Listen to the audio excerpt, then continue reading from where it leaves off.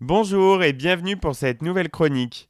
On va parler aujourd'hui d'un duo jazzy baptisé Blues Trottoir qui a fait frissonner le top 50 en 1987 avec Un soir de pluie. Plein feu sur les origines de ce titre dont la musique était au départ destinée à un spot publicitaire pour une grande marque de café. Dans les années 80, la pub devient de plus en plus friande de gimmicks imparables pour illustrer ses spots. De nombreux compositeurs surfent sur cette vague et mettent leur inspiration au service de la cause. Ainsi, à la fin de l'année 1986, Jacques Davidovici compose pour la marque de café Jacques Vabre une musique s'inspirant d'un standard de jazz des années 50, Nika's Dream, dédié à une baronne bienfaitrice des musiciens de jazz. Jacques Davidovici, après avoir travaillé pendant plusieurs semaines sur cette mélodie, la présente au responsable de la marque de café qui la refuse. Déçu, le compositeur se retrouve avec sa musique sur les bras.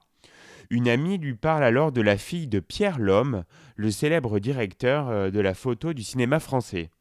Clémence Lhomme écrit des chansons et cherche des musiques pour les accompagner. Le compositeur rencontre la jeune parolière et lui fait écouter la musique jazz qu'il vient de créer. Clémence, qui a été bercée par le jazz dès sa plus tendre enfance, adore la musique et demande à Davidovici d'en faire une chanson. Dans un premier temps, Clémence imagine des paroles en anglais, mais Jacques lui recommande plutôt de chanter en français. Ainsi, Old New York Town devient Un soir de pluie.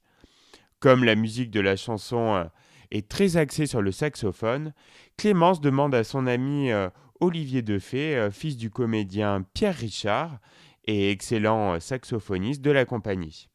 Le duo Blues Trottoir voit ainsi le jour. Le disque est enregistré au début de l'année 1987, mais il sort seulement 6 mois plus tard dans les bacs.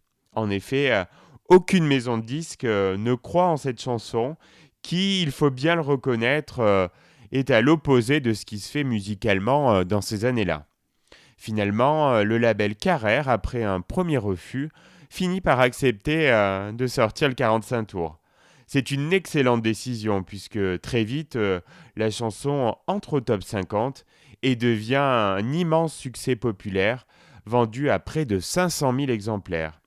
L'intro de la chanson retrouve même son but premier en devenant le jingle non pas d'un spot publicitaire, mais d'une émission de M6, Sexy Clip.